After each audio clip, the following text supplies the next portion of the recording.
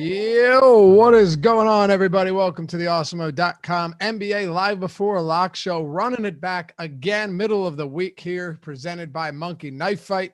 I'm Dave Loughran. On the Twitters at Laffy_D. Give your boy a follow at LOUGHY_D. Say what's up. And while you're over there, say what's up. Give my other boy a follow. Joining me today, we got a way different crew this week because, well, Adam Scher is on vacation. Josh had some family issues. We had Eric Link was crushing it yesterday. And Ryan, oh man, I forgot Pat Nayak with me. I always call him Rinpak. And I asked him, I was like, listen, I never pronounce your last name. Did I get it right? Of course I got it wrong. Pat Nayak, that's right?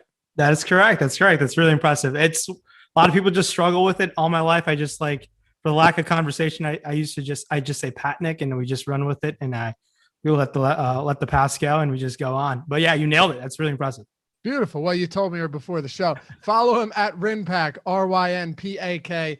Hit the man up on Twitter while you're at it. And we got a lot to talk about today. Again, only one game. We're going to be running showdown slates for the rest of the year. But what's amazing is the fact that you have these showdown slates and you've got baseball in full swing and PJ coming up and all that good stuff. But sites like Draftkings go from 100K to first and 105. And today you got $150,000 up top. So the interest is not going anywhere, despite the fact that we've only got one game per night for the rest of the year. Yeah, no, it's fantastic. And NBA Showdown it's kind of its own beast. It's a real fun to play. Last night was an excellent tournament. Showdown single game slate. As we saw, Devin Booker didn't crack the MVP on Fanduel. Not the captain, obviously came down way to earth, busted his nose up, looked like he had a nose job. And we saw it was the campaign and DeAndre Ayton show. And shout out to Jake Crowder for one of the best passes in playoff history. Yeah, I tell you, Greg Ehrenberg and I talked about this quite a bit at the top of the strategy show today. I was surprised Paul George he didn't get the shot off, but I was surprised he even hit the rim on that final shot and that they even got the ball to him with 0.7 seconds remaining with the way Phoenix decided to play that. And did you notice that Ty Lue tried to sneak a bunch of different guys on the floor that weren't allowed to be out there? Yeah, there was some gamesmanship involved, and shout out to Jeff Van Gundy. The guy knows his rules inside and out, and he was in between the longest 0.9 seconds of basketball history. He just went through A through Z, all the rules that were out there, and he nailed them one by one. He's I believe Batum couldn't enter the court because Zubac and Cousins were on there, and they were trying to get Cousins off the court, and he had it all set in place. And shout out to the refs for nailing it right on the spot to getting that right. But man, Paul George really pulled a Nick Anderson there, and missing those two free throws could have really changed the outcome of the series potentially. 1-1 is a bit much different than going down 0-2, but the Clippers know what being down 0-2 is all playoffs long. So, but heading into game 3, they're going to face a Chris Paul back at the Staples Center, which is going to be drama filled. It's tough. Clippers got them right where they want them though, Rimpak. Down 0-2 in the series. I kid. I mean, of course, you never want to be down 0-2 in a series, particularly against a really good team like the Suns. But yeah, it was a fantastic game, and now they're down 0-2. We'll talk about that one tomorrow. I actually won't be here. I have a rehearsal dinner, and then I have my brother-in-law's wedding on Friday. But I believe you'll be holding down the fort. Yes, you guys will be seeing a lot of me throughout the weekend and heading into the next few days, and rest of the conference finals as well. So I'll be hopping on a lot of these live before locks in the home stretch of the NBA season. All right, I love it. Well, we got one game. We got the Hawks. We got the Bucks. This is fun because it's not nearly as monotonous as it gets once you get to a 5-6 game 7. This is game 1. Everything changes. Hawks took out the Sixers in 7. Disgusting team the 76ers are, but we don't have time for that. And the Bucks got past the hobbled Brooklyn Nets. I think I riled a lot of people up on Twitter saying that the Bucks had an easy path, but that's neither here nor there. Let's talk series preview before we dive into all of the good stuff. How do you see game 1 and a more 30,000 foot view zooming out here? How do you see this series playing out? So, man, the Hawks have obviously had sensational playoffs, overcoming the Knicks matchup, and then just kind of pretty much shocking the world and beating the Sixers last round out. And the one thing that stands out about the Hawks is outside of Capella and Collins' improved outside range, everyone can create their own shot. And that's really valuable in these playoffs. We saw what the Raptors pretty much did 2 years ago. 1 through 5, even Gasol could create shots on that team, but they can all just create their shots. And Travis Schlenk and the Hawks front office has put together a really good team. And they're just carving out wins. They're just a bunch of dogs who can get buckets, and that's what matters in these playoffs. And we'll see if they can sustain that against this elite Bucks defense. I don't think it's going to be possible. They got $300 million invested in Drew, Middleton, and Giannis. I think it's going to be tough to overcome. And this is I think it's going to be the end of the Hawks road, but it's been a great season. And interim head coach Nate McMillan's done a really impressive job since he took over the helm. And he's got to keep the job, right? Oh, yeah. I think it's pretty much like you got to give him the job. How can you not? Yeah. Some curious commenters in our YouTube chat. What's up, everybody? By the way, hit that thumbs up. I didn't forget about you. And if you forgot the thumbs up, I won't hold it against you either. But we've got, almost 900 people to kick off this show watching right now. So that's huge. Let's get it. I mean, let's just shoot for the stars. Let's get this up to 250 straight out of the gate. If you haven't done so yet, hammer that thumbs up and subscribe to the channel. I can't express how much it actually helps us. I promise you, I hate doing this shit. I'm not big on, requesting likes 3 times a show, but it's got to be done because it keeps the lights on around here and it makes it so we can keep putting out free content. So yeah, it's appreciated. And if you want to join the channel, hit that join button down below. We got you covered with the badges, with the emojis, and whenever questions pop up, if you're a premium Awesemo, a member of the team here on YouTube, try and hit you first for sure. So some curious commenters wondering, is that vodka in your glass? No, it's just straight water. That's what I thought. Now hold that up. If that was vodka, you'd be a straight alcoholic right there, because that is a monster. That'd be a monster glass of vodka. And I like drinking whiskey straight, but I can't do straight vodka. Back in the day, I probably could pull it off. But I think I'm a little past my prime of doing that. But you never know. Maybe straight out of the gallon. Maybe later in the week, maybe a Friday night, I might have to whip out some whiskey and drink it straight on the show. What's your guys' favorite drink in chat? You have to drink it straight. Can't mix it. Maybe you could shoot it. Your favorite drink. I'll give you mine right now, Rimpack, and then we'll dive straight into this. Yeah, let's hear it. All right. I'm Irish. Around my way, too. We all drink it. Jameson, man. It's like straight from, Jimmy McNulty from The Wire. That's me. Jameson, I'll drink it with anything. What about you? I've been sipping a lot of Balvenie, I believe. I could be pronouncing that incorrectly, but it's been something to go to throughout. I guess the pandemic's almost done, but throughout the whole pandemic of the past year and a half, that's what I've been sipping on a lot. All right. I like it. Damn, chat just went wild. People, you start talking about drinks, you start talking about some spirits, and everybody goes wild. I love it. This makes me happy. We got to do an Awesemo get together sometime. By the way, that's awesome. 232 likes already. Appreciate you guys coming through in the clutch. We got to do another Awesemo get together like we did with FanVice and just have people come out. That'd be an absolute blast. For sure. That was a ton of fun, and hopefully it's going to happen much sooner and later. And if Tom's listening, Tom and Alex need to arrange that a lot very soon. I do think we got a super chat in between about someone asking on if we had any content for 2-game slates. You can go to the pinned Awesemo NBA Twitter handle and check out our free player rankings. They are free, and you can use those player rankings for the 2-game slates. I know Fanduel and Draftkings are running some miniature prize pools, so take advantage of that free content. For sure. And Connor, thanks for the super chat as well. No words, just some super chat and a funny looking emoji or whatever. Memo. I don't know what it is, but it's cool. So thanks, man. Appreciate you. All right, you ready to do this? Yeah, let's do it. All right. First things first, showdown strategy on a slate like this, series 1. We'll get into the rotations a little bit more. We'll get into the studs, the value, captain MVP, the matchups. We'll get into the injuries here. I mean, we got you on everything. Optimal lineups. We even got some props for you later in the show. But here's what I'm thinking, right? I asked Josh this. I'd ask Adam this. I ask Eric this. I want to get everyone's different opinion because everyone plays them a little bit differently. And you've had some success playing showdown slates as well. What type of strategy, and I'm not saying it's the same for every slate. It certainly isn't, especially in the postseason. But what type of strategy are you looking to employ going into the showdown to be different, but not to be stupid? Yeah. So game 1 is always a chance where you can take a lot more different chances because the field is also a little uncertain what the exact rotation going in is going to look like. Both these teams are coming off 7-game series, and people have pretty much consolidated what the rotation looks like. In the Milwaukee series, for example, we saw Portis be in the first couple games, and he pretty much was eliminated from the rotation, where we saw the likes of Elijah Bryant and Thanasis get 5-6 minutes sprinkled in here or there. That was one thing that happened there. In the Atlanta Hawks series, we saw Lou Williams pick up some games with 20 minutes here and there. Now there's a potential Bogdanovich situation where he's not been playing the fourth quarter.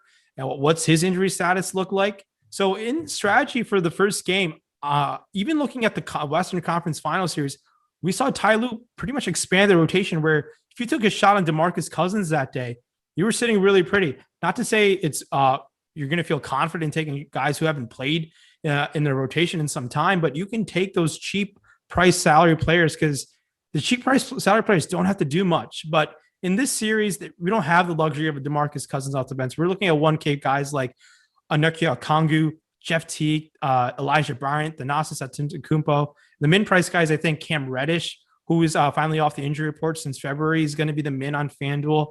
And those min price guys and low price guys just open up the world for you on Showdown slates because you can jam it in that extra stud. We saw I believe on a slate in the Nets and Bucks series where you played 1K guys and the guys just won everything. And I don't think that's going to happen. I don't think sites want to have their salaries like that. But when you're so concentrated with these studs, it's so important to just nail all these studs and get the raw fantasy points. And those cheap guys really do that. So I like taking some chances on some cheaper price guys. And I really can't wait till we get to the rotations and go a little bit deeper into this.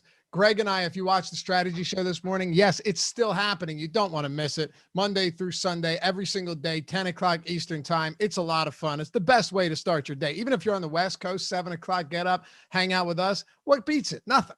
But we talked about the rotations for Milwaukee, and just a little teaser here for those of you that watched, you already know.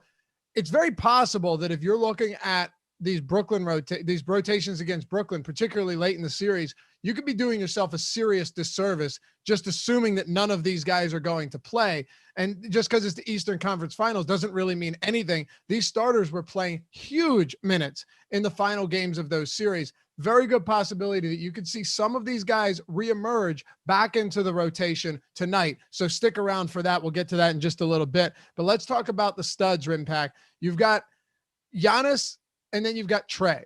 Now, Trey's price point, at least my opinion here, I thought it would be a little bit further apart than Giannis on DraftKings. It's not. They're a little bit closer than I thought. Giannis on FanDuel, where you don't have the multiplier, you don't have the 1.5 times points or salary, is 16.5, and then Trey Young is 15,000. On DraftKings, Giannis is 12.4, and Trey is 11.6. They're really close to each other. So, do you see any merit to saying, all right, you know what? Trey Young's captain spot ownership is so low because of how close in price he is to Giannis. So maybe you could get different by doing that. Or is this just a spot where you plug Giannis in and look elsewhere? Maybe even there's some middle tier guys in the captain spot ahead of Trey. Yeah, I think the opportunity cost of missing out on Giannis and just the amount he does on the fantasy end for you is just too high. I love going to Giannis over Trey in any situation and any site you're playing on. It just makes a lot more sense.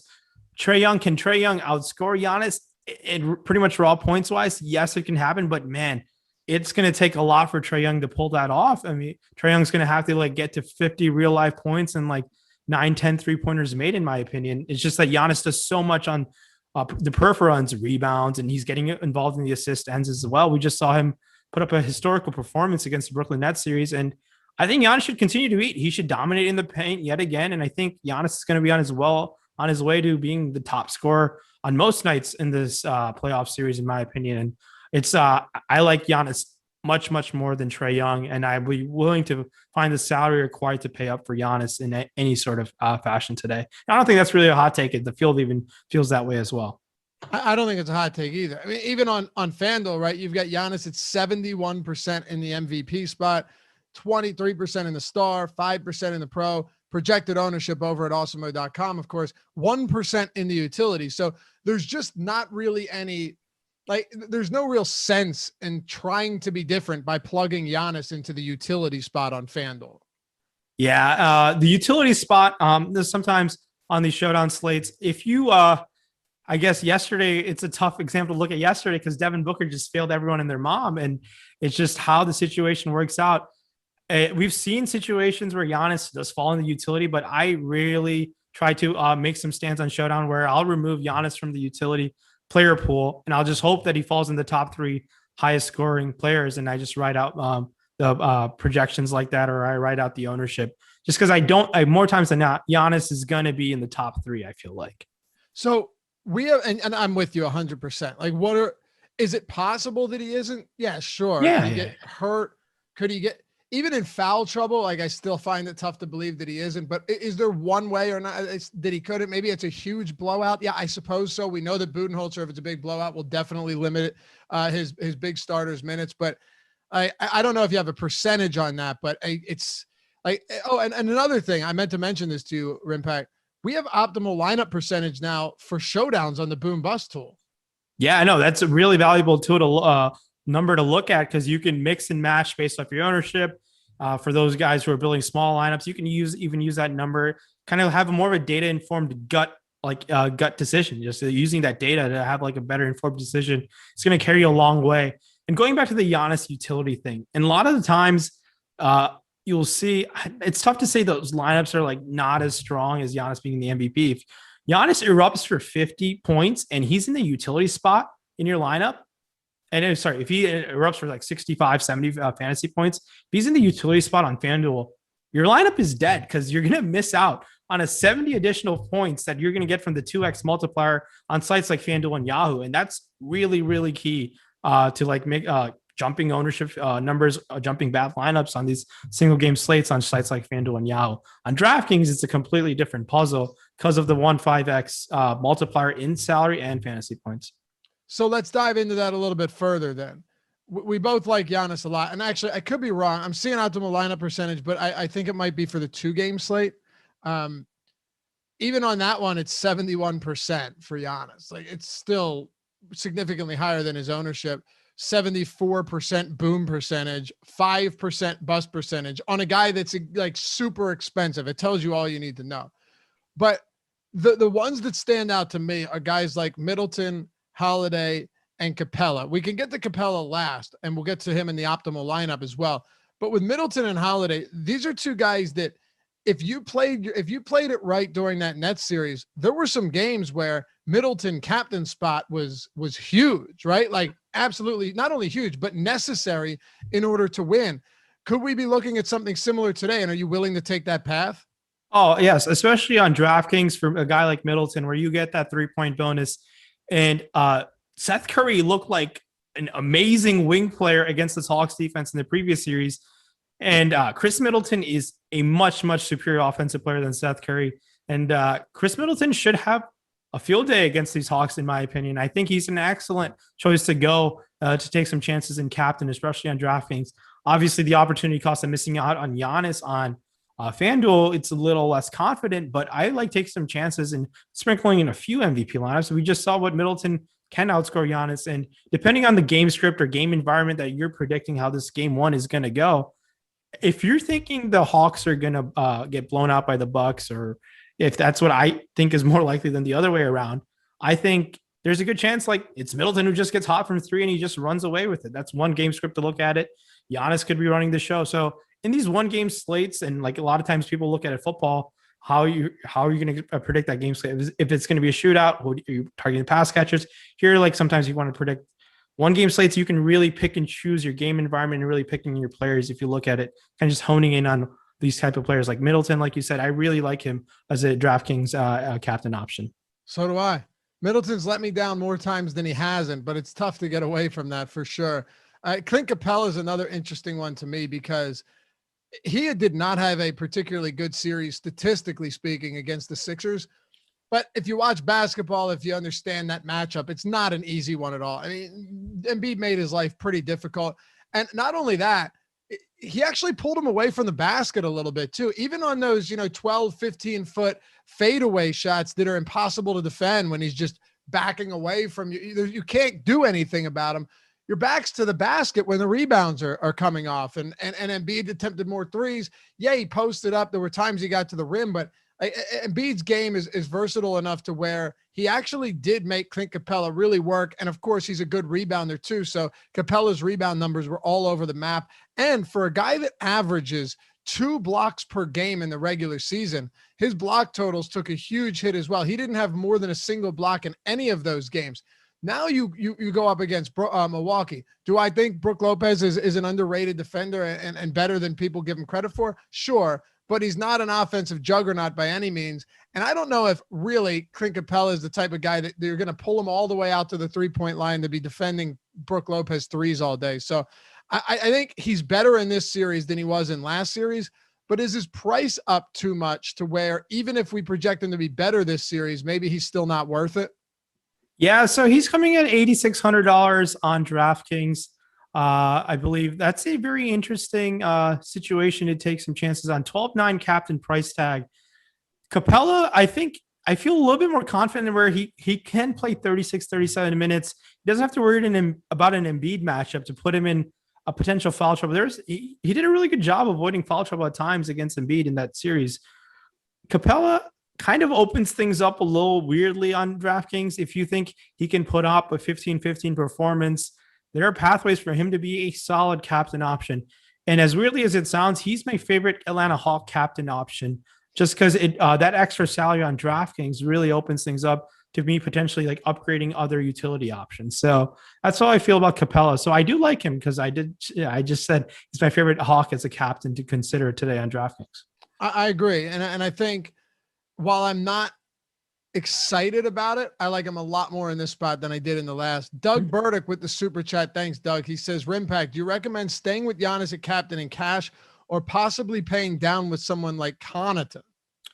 I think the opportunity cost of going to Connaughton, we saw there's a game in the Brooklyn Nets series where he put up 2.5 fantasy points in 22 minutes of play. I don't think that's going to be likely. I think Connaughton performs at a much better fantasy rate than that. But you're missing out on so many fantasy points just by plugging in Giannis in the captain spot and raw points in these cash games. Yeah, I think that matters so much. So I would just try to jam in Giannis and go elsewhere. And even in cash games, you don't even need to jam in Giannis. I think you can jam in other guys who are starting, like guys like Middleton, guys like Drew Holiday, who make for other options. But Giannis is the safest captain option, in my opinion. They're cheap enough players where you can fit him in. All right. Thanks for the super chat, Doug. I forgot to go back. Let's go back to matchups real quick, Jordan, because Rimpact mentioned before the show that he wanted to touch on this a little bit. So a lot of times we overlook individual matchups just because, especially with elite players, we can put too much emphasis on them. But I think there were a couple spots that you wanted to hit on. So feel free to run with this one, man. Yeah. So we're coming off it's a round one series. So a lot of different things are up in the air, and it's really going to be interesting to see how the field reacts. One guy who we saw play exceptionally well in the Philly series and kind of came out of nowhere was John Collins. John Collins played upwards. His minutes went up throughout the series, starting in the low 30s and ended up playing 41 minutes in game 7. Now he's going to be manned with a Giannis matchup more times than not. And I think he's going to struggle with that matchup. I mean, it's going up against Giannis, and I don't know how Collins is going to perform against Giannis. I think he's going to struggle, and there's a lot of pathways where Collins' minutes get limited. He's going to get in some sort of foul trouble potentially. And that is the biggest matchup that I'm curious to see on how Collins handles that matchup against Giannis. And do you, Lofty, going back to you, do you expect Collins to get majority of the time? Is it going to be Giannis, him and him more times than not in this game one or in the rest of the series? Well, let's break it down. Who else would it be? Like you could go Capella, Giannis, and then Collins on Lopez. So you're not pulling Capella away from the basket. That is a possibility. And like, let's say if Collins gets in foul trouble, we've seen Gallinari usually get those minutes. And Gallinari is going to not be able to contain Giannis by whatsoever. So this is all leading up to me, like even liking Giannis so much more, just because I just think Collins is going to struggle with this Giannis type of matchup. There's no way you're going to slow down Giannis. And I don't think Collins, yes, he has shown his athletic ability. I don't know how well he's going to be able to limit Giannis. So I'm really concerned about this John Collins-Giannis matchup for the Collins end, where I don't really like targeting today. His price is all the way up to 12.5 on, I believe, it's the Fanduel price tag I have pulled up. That's expensive for John Collins on a one-game slate. So yes, his stocks can pan out for you. He picked those Fanduel scoring is going to work out over there, but I don't have that much interest in going to Collins just because of that matchup. Now looking at other matchups in this series, The other one that I'm really looking forward to is the Drew Holiday Trae Young matchup. Trae Young obviously saw Danny Green in game one of the last game series, and obviously they switched it up and saw a lot of Ben Simmons. And Trae Young did not have a good game in game 7. He made some timely shots, went 5 of 23 from the field, 2 of 11. I think he's going to struggle against Drew Holiday. I just don't think he's going to do that well. I think in a game, and I believe on April 15th, Trae Young went 3 of 15. Not to use recent regular season data that much, but just to see how he manned up against Drew Holiday in that matchup. So that's something I consider, and I think Trae Young's going to struggle yet again against Drew Holiday's all-world defense.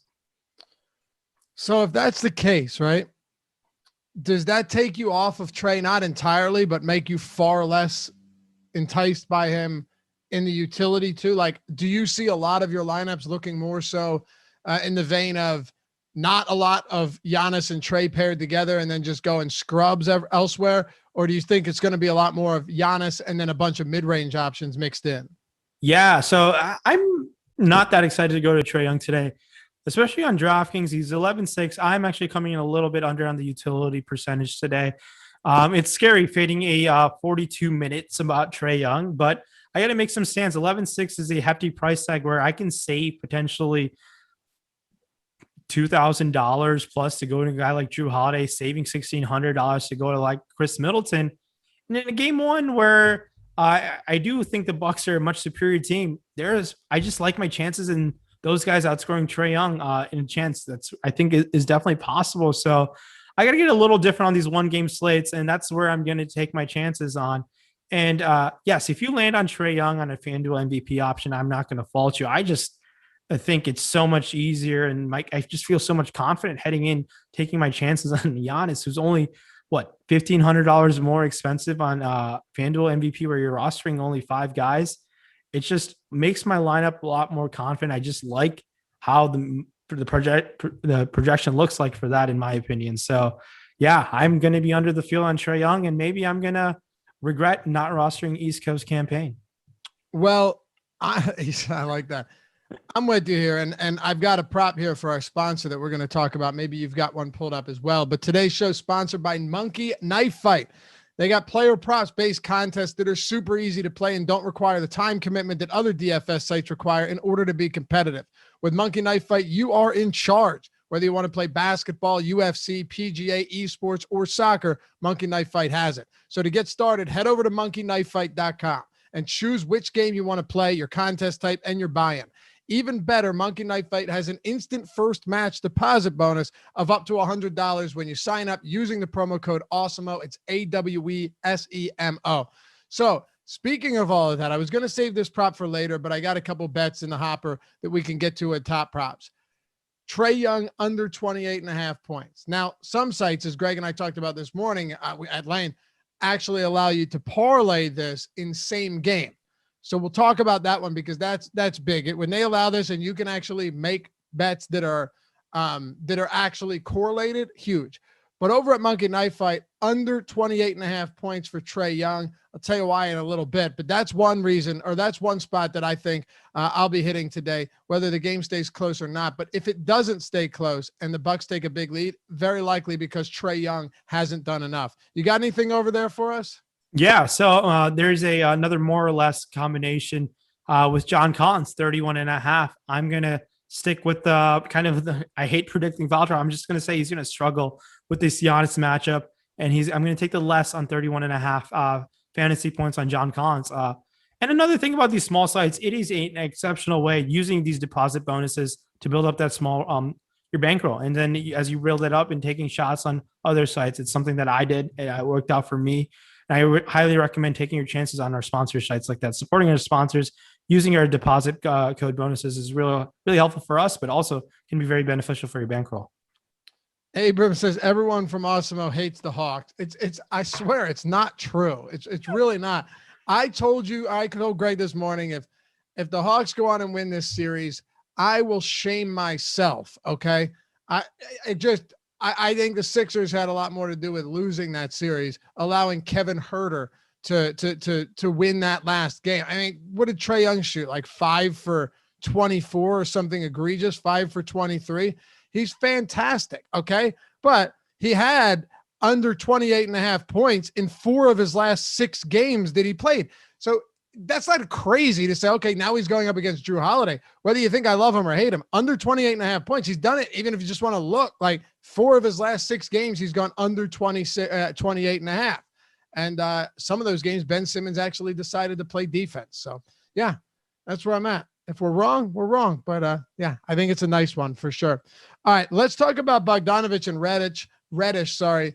I put this topic in here before the show started, and then we got that news that Bogdanovich would be active. So we know he's playing, but I actually think we still need to touch on him and Reddish, who's active for the first time in 4 months. One, Bogdanovich clearly isn't playing at full health, and sure, you got a couple days off, right? Last game was Sunday night. You get the 2-day break, come in on Wednesday to Milwaukee. So maybe he's feeling a little bit better, but it's hard to say. And then Reddish has not played in over 120 days. That's a long time to be out. So while he's available, I'm not convinced by any stretch that he's even going to see the floor. And if he does, it's probably for like 8 to 10 minutes. Yeah. So Reddish like he said, he last played against Denver on February 21st, and fast forward to June 23rd, they're in the conference finals. I bet Cam Reddish didn't even believe that himself. So now Cam Reddish, if you want to play Cam Reddish, I don't know what his minutes look like. You can take your chances on a 6K FanDuel. $5,400 on DraftKings is way too expensive. He's priced like when he was playing 30 minutes in the rotation, Cam Reddish. And that's just not simply going to happen today, in my opinion. And I don't even know if he's going to even be in the rotation. It's really tough for these coaches, especially when you've won 2 series, to throw a guy who hasn't played in nearly 4 months to come back in the rotation. So proceeding with caution with Cam Reddish. I don't know if Nate McMillan has said anything pregame, or if NewsGod has shared any information on what Cam Reddish's role might look like tonight. All we know is he's available. And the only place I'd be comfortable playing him is on FanDuel at 6K if he opens things up for you. But even then, he's available. What those minutes look like and how conditioned he is. I know he's been doing full contact drills for the last couple of weeks. So yeah, we saw Chris Dunn, I believe, come back, and he hasn't even entered the rotation. Granted, Chris Dunn has been hurt all season long, so that's just how Nate McMillan's been rolling with. So proceed with caution. Reddish might not touch the court, but he might. I just don't see him playing him any more than 10 to 12 minutes. Neither do I. And like you said, he's dirt cheap on FanDuel, but even so, like even that, you're not.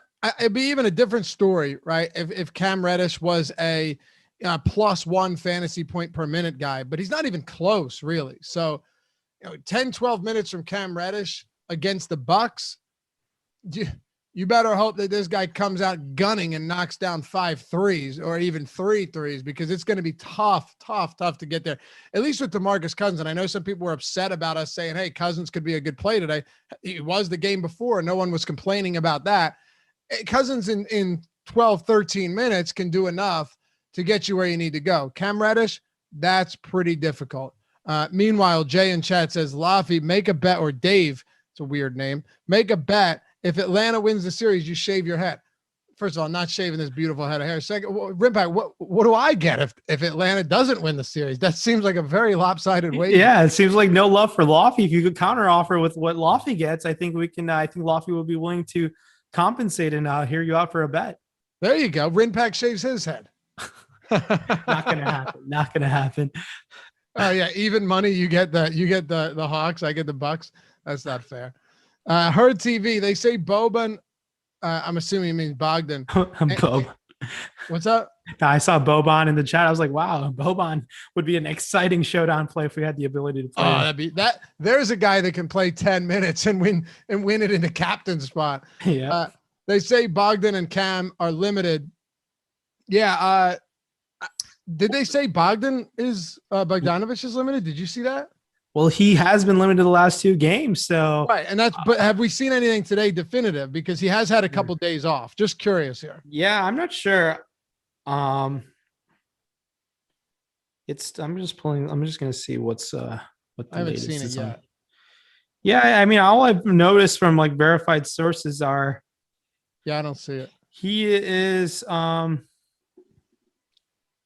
he's in the starting lineup. Nate McMillan said they'll be cautious with him. So if Nate McMillan said they'd be cautious with him, if Bogdanovich is rolling and he's fine, what's the cautious going to look like in a Western Conference Finals? Like they've already like not played in the last 2 fourth quarters because of A, poor play, and B, being hurt. So he's a excellent tournament play in a 1-game slate. Even though McMillan said to be cautious with him, if Bogdanovich comes out scorching hot and looks healthy, there's pathways for him to play mid-30s minutes again and being a solid 1-game tournament play. Yep. And by the way, chat mentioning that he's starting. I know he's starting, but he was limited in both games that he did start previously. So that's kind of an issue. But if he comes out gunning again and he plays well, when you say you're going to monitor a player or you're going to be cautious with him, it just means you're going to do nothing.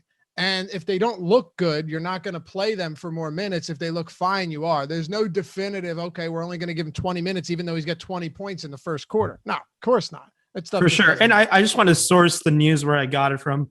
It's from Steve Megagarji of the AP News. So Associated Press sports writer. So is he not verified or anything on Twitter, but I have no idea who he is. Yeah, but hey, just sharing the news that I wanted to say, not that I pulled it out of thin air. So for sure. Covering your tracks, huh? Mm-hmm. Oh man, 335 likes on a 1-game. This is beautiful. 1,400 people watching. Getting greedy here, but if we can get to 500 by the end of the show, I'll certainly owe all of you guys and girls. And subscribe to the channel too.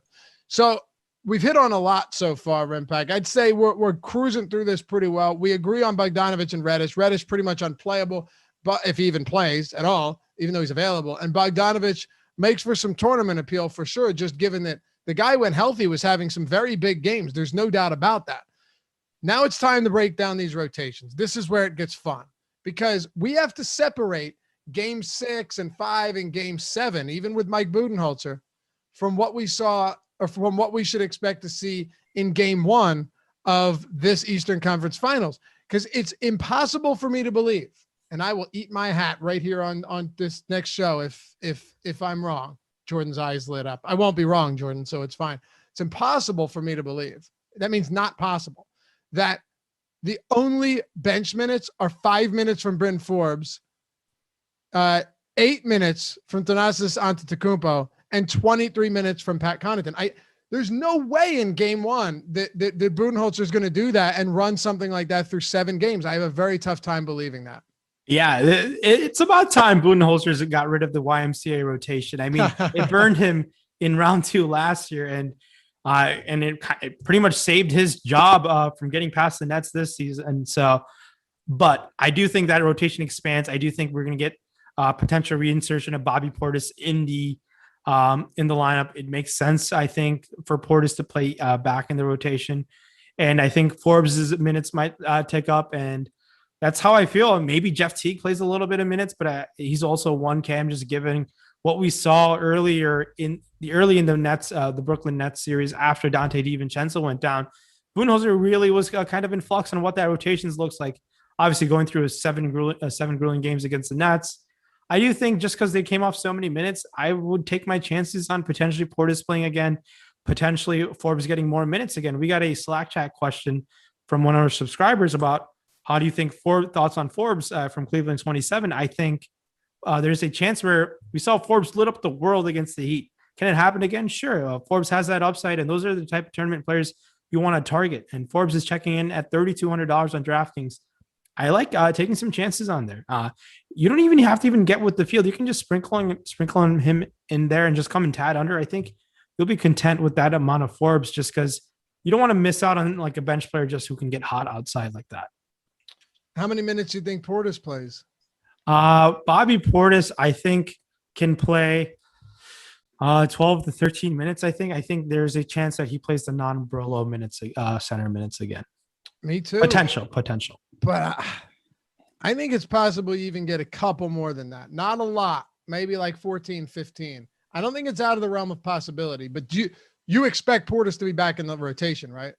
Yeah, and he's kind of one of the more interesting decision points for me was I'll rather take my chance on a guy like Bobby Portis, who is a pretty solid fantasy contributor when given the minutes and has to run the show. And let's say if the Bucks are doing work on the Hawks, Portis might get a little bit minute of blowout run. So there's enough boxes for me to check to get a little bit over the field on utility position on both Draftkings and Fanduel. So I hope he plays just because I'm a little bit over the field with Bobby Portis tonight, as ugly as that sounds. And feel free to talk shit in the comments if it doesn't play out, because I know some people like to come back and be like, they talked about this guy, can't believe it, which is fine. It's part of the gig, right? But if Bobby Portis is like 8% owned, and on FanDuel, I think he's 2.6% projected ownership, it's because most people don't expect him to be in the rotation, or if they do, expect him to get very, very limited minutes, closer to what we saw towards the end of that series, and then zero towards at the end of the series. So I think there's just ways that you have to at least look to exploit this, and you have to make the decision for yourself. For Impact, speaking to you, myself, the viewers, everybody, do you think that Budenholzer's bench is going to look like differently or not? And we can provide you with the idea that it could happen, but we really don't know. I just don't think he's going to go with an insanely condensed rotation like that in game one against the Hawks. That's all. Yeah, that's how I feel too. And I mean, if we even look at how well Milwaukee played against the Heat, Portis was playing high teens minutes in every single game. Granted, there was a couple blowouts sprinkled in there, but I was shocked when they took away Portis from the rotation. It made a lot of sense looking at the end of it, but I just think they can't just they don't necessarily need to play Middleton, Giannis, and all the front court, Brook Lopez, all these minutes in a game one. And I just think just to give him a little rest, like even PJ Tucker, like I think Portis has a chance to play 10, 12 minutes. And I like taking my chances on a potential 10, 12 minutes. There's a chance he doesn't play, and I'm just going to live and die on that hill in those Portis lineups. Yeah, and there was some talk about maybe Tucker wouldn't start today, but he is in fact starting. So let's flip to the other side of this rotation. We have the Atlanta Hawks, where we've seen McMillan be a little bit more predictable. And we already talked about Reddish. Maybe he impacts it a little bit. We don't know if Bogdanovic's minutes are going to be up or down, which could affect other players. Danilo Gallinari coming off the bench I think he's gone 23-30, 23-30, 23 in his last 5 games. How do you break down the bench from this Hawks team? Anything stand out to you?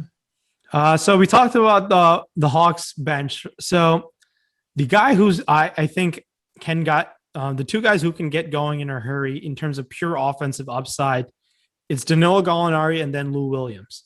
Now, there's the backup big in Onyeka Okongwu, who's $1,000 on DraftKings, and I think he's going to get rotation run. He played a key role in the previous series. He played those filler minutes, and he held his own.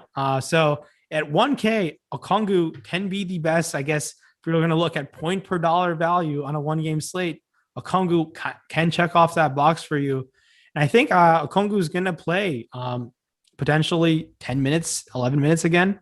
And if Capella gets in foul trouble, they're going to play some Okongwu. So there are a lot of ways for Okongwu to be a solid play today at $1,000 on DraftKings. I do think it's a mispricing for a guy who's been playing 10 to 16 minutes, 10 to 12 minutes in the previous series. So that is I guess the most mispriced Hawk in my opinion. So I like taking my chances on Okongwu. We've gotten a lot of Slack questions about Okongwu. One of them came in is if they can go PJ Tucker at the captain and then jam in Okongwu. In my opinion, that's a little too cute. Like I said, the raw points that you're missing out on that 1.5, that 50% bonus that you're going to get by rostering a guy like Giannis, Middleton, Trae Young. It's just a little too much in these cash games. So in small field tournaments, in large field tournaments, if you fall on like 1 of 150 in Tucker, sure. But he's also priced a bit appropriately now. And we know who PJ Tucker is. We know this by now. And he's a typical prototypical super bust and sometimes boom player. So take your risk with that. But Okongwu at 1K, I like going there. I just feel like he's the cheapest player on the DraftKings slate that we have confidence in that is going to get rotational run. We had another question. Well, really a comment from Cash Hawks. Only player I had a question about was Herter, and y'all haven't mentioned him once. I have, and I think it was somebody mentioned. Yeah, it was, where'd he go? I saw it. He said, yeah, Callie said Lafayette mentioned him several times about his game 7 heroics. I did it this morning, a little bit tonight. I just think Herter's overpriced, man. Like when it comes to Kevin Herter, he had a great game last time out. and he racked up 7 boards. He actually had a lot of rebounds in game 6 as well. He's had now 2 great games back to back. I just have a very, very difficult time getting back to Kevin Huerter here. You might have an entirely different opinion, and I'm willing to listen to it for sure. You've been crushing lately, particularly the last year, but are we anticipating Kevin Huerter to keep up these same heroics that we've pretty much never really seen before outside of a game here and there? Hell, maybe he could pay off that 10K price point he had earlier in the season. Yeah, it seems like DraftKings knew something back then. Yeah. They were forecasting what Kevin Huerter is going to do in the playoffs. All right, so the thing with Kevin Huerter for me is, look, this guy is shooting out of this world. He's playing great fantasy-wise, outperforming all the rates. The thing that's going to go for him is his minutes. He's going to play high 30s minutes. Even if he's playing high 30s minutes, I just think all the casual fans who are playing today are going to just pounce on Kevin Huerter. And I'm just going to zig when people zag with Kevin Huerter or whatever you want to call it. I'm just going to come under the field. I just don't think this is sustainable for him. And yeah, Budenholzer is going to be ready for Kevin Huerter to potentially torch him. I'll just be under the field on a guy like Kevin Huerter and just go with that decision, just because I don't think this is sustainable. This is, maybe he is transcending into a better player, sure, but the minutes have helped his cause. So yeah, I'm going to be taking my chances of being under Kevin Huerter today and hope he doesn't burn me. There is a slim chance that he can be a 40-plus score, fantasy point score today. I don't think that's likely. So yeah, I'm going to be well under the field on Kevin Huerter, and that's the decision I'm going to make today, just because I think recency bias ownership is just going to be just too high, and I think I can pivot to other spots. Really great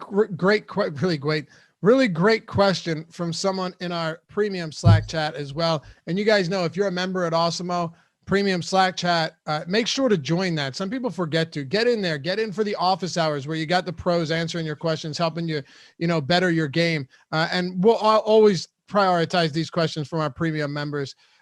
We really want a good one here. Mr. Moneybag says, Laffy Rimback, is it counterproductive to play Capella and Okongwu in the same DraftKings lineup? Sure. If you're gonna, and to a certain extent, it is counterproductive. If you want a yes or no answer, that I would say yes. But if there's a salary involved, it's a 1-game slate. Yep, exactly. Fantasy points matter. And so I don't think counterproductive is the right word. I'm fine doing it. I'm going to be doing it. So me too. I just think made a couple with them both. Because it's just 1K just opens up the world for you. That's how I feel about Okongwu today. And yes, it is counterproductive to a certain extent. I don't expect them to ever share the court together. So that's why it is counterproductive. But look, you just need Okongwu to play 10, 12 minutes and get a few putbacks here, maybe a block or two, maybe a nice dunk or here or there, and almost there. You're pretty much there almost. So, and there are a lot of ways where Okongwu can be really successful today. So that's why I like him. Suave, welcome to Team Awesemo, brother. Love to see these badges counting up over here in the Slack chat, or in the YouTube chat. And by the way, this is just a YouTube thing, but at awesemo.com, you know this, and I'll make it quick because we still got some questions to get through and we're coming up on lock, but ownership, player projections, top stack tool, boom bust, lineup builder, fantasy cruncher add-on. All these things are going to take your game to the next level, no doubt. Awesemo himself, Alex Baker, #1 ranked DFS player, created these tools, uses them to make a ton of money. So does Rinpack over here. And a lot of the guys that, Steve Buzzard, the Colts, all of these guys using the boom bust tool and the ownership and the projections and having a time of it, especially when you look up top the leaderboards and you see the Awesemo avatars everywhere, which is why Jordan, very, very quick. You know what? I can't do it today. I was going to do the Hall of Fame segment. We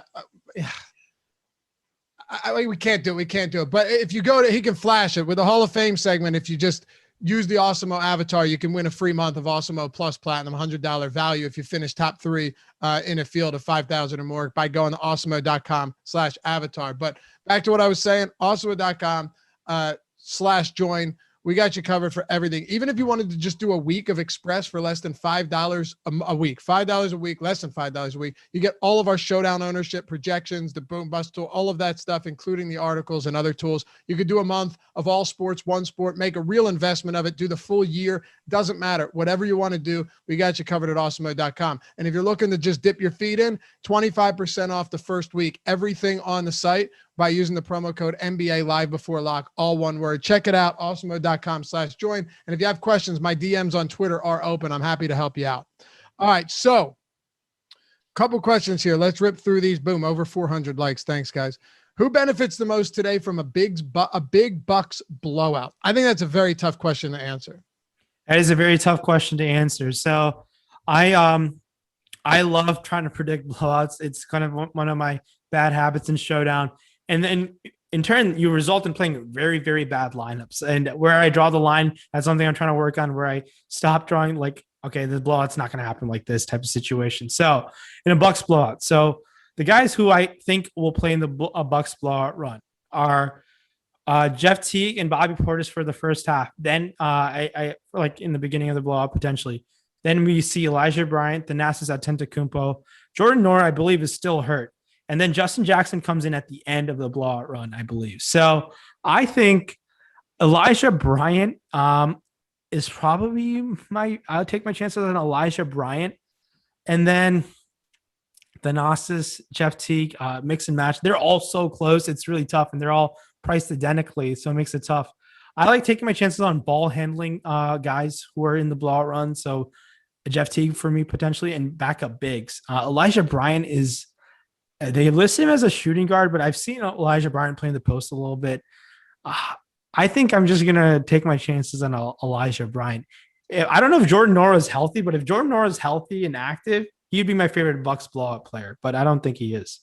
Okay, I'm going to rip through these really quickly because I want to get to our props and take some questions from YouTube chat as well. If you guys have any of them, load them up. Kilo Whiskey, which players do we need to make sure don't wind up in the same lineups together? Look, use the same logic Rimpak was using. If it's an expensive guy and a dirt cheap, almost minimum salary backup, don't worry about it. If you have two guys that cannibalize each other's minutes and neither of them are particularly cheap, you don't want them in your lineup together. Pretty simple. Bogdan starting, yes. Who benefits most in a blowout? Got that. Is Chris Middleton overpriced? No. Don't have Trey in my single entry on DraftKings. Am I crazy? I think based on what you said, the answer would be no. No, I don't think so. I just think there's a lot of other price points where you can mix and match and make up those draw points and cover your ground. So, yeah, you just fingers crossed Trae Young doesn't put on a playoff career high, in my opinion. All right. So, Jordan, here's what we'll do. We got props. We can wrap it up. We have cash game, tournament, and optimal lineup. Let's go to our top props here and give out one of our favorites. Rimpak, you shoot first. So top props, I will be taking the under on John Collins rebounds tonight. So just because, like I mentioned earlier, I was taking the under on John Collins's price fantasy points over there on our sponsor Monkey Knife. And if you pull up our props tool, I will be just taking the under on John Collins rebounds today. I just think there's a lot of pathways for John Collins to fail, and I will take my chances with the under on John Collins rebounds. Okay, I like it. I'm going over Clint Capella rebounds. I like that, and we've got him projected at our free props tool over at awesemo.com over that as well. Oddshopper.com has the expected ROI, expected win rate, all of that built straight in when you're searching player props, and you can search every book you want in order to get the best odds on all of these. But here's one I really like. This is one we touched on a lot this morning. I told you I'd get to it, so here we go.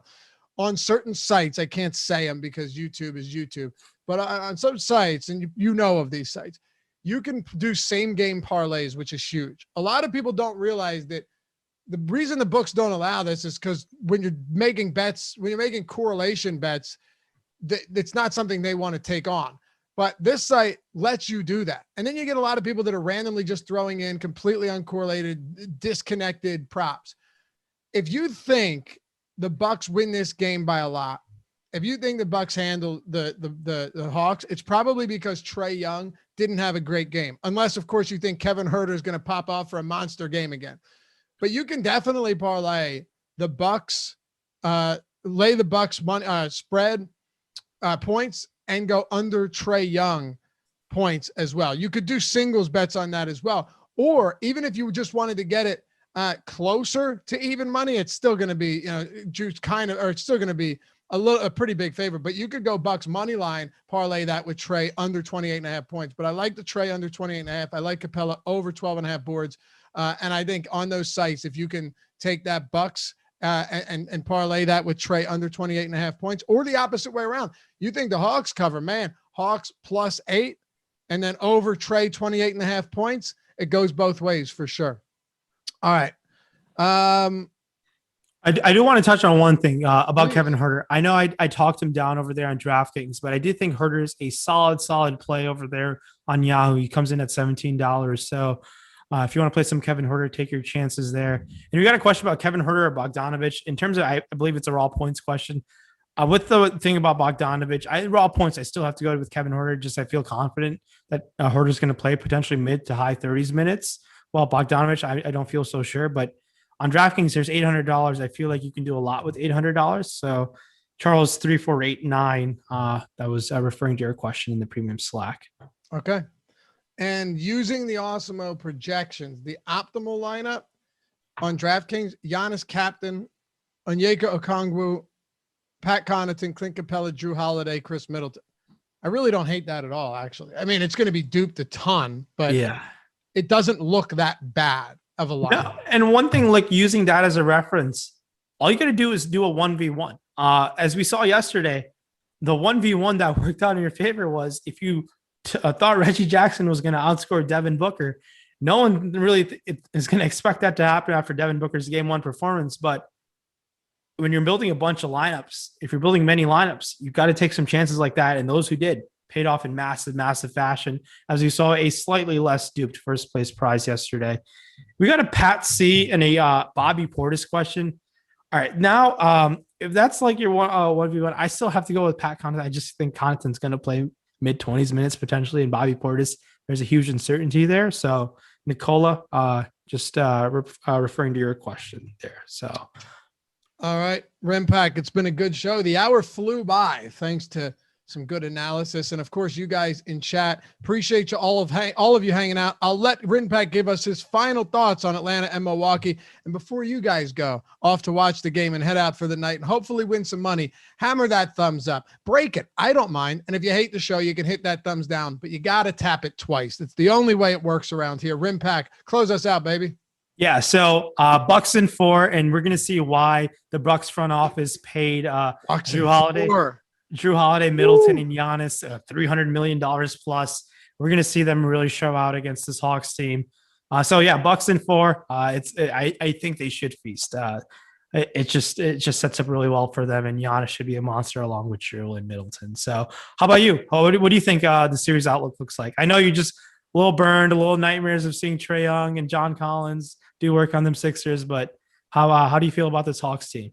I got Bucks in 5, man. Okay. And Chad's just gonna go wild again. Like, oh, you're sleeping on the Hawks. I know, I get it. But I can't help myself because, like, all right, you have Giannis and Trae. Trae's a gunner. He's a killer. I love the kid, right? But when you start looking down these rosters, Middleton and Drew are better than Huerter and Bogdanovic. And defensively, too, they're just so much better. Clint Capella's a good defensive anchor, but Brook Lopez isn't a slouch either.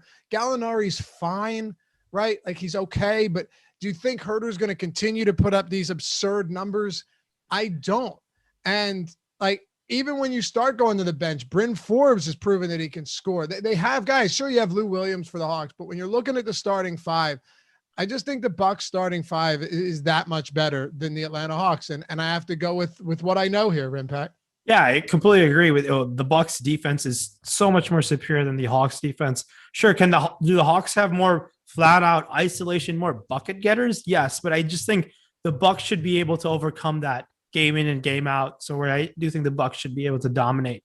I mean, it'd be interesting, man, if the Hawks do come out of the East, man, that is going to be something wild. I know Atlanta's going to be popping because of that, but wow, it'll be something if Atlanta comes out of the East, but the Bucks should definitely steamroll this team. They should. It's been fun. Jordan Klein, thanks as always for producing, brother. Check out Monkey Knife Fight. Check out oddshopper.com. And of course, meet us on over at awesemo.com. When you pop in, join that Slack chat and all of that good stuff. We'll see you back here tomorrow on the NBA Live Before Lock Show. The season moves on, and so do we. Peace.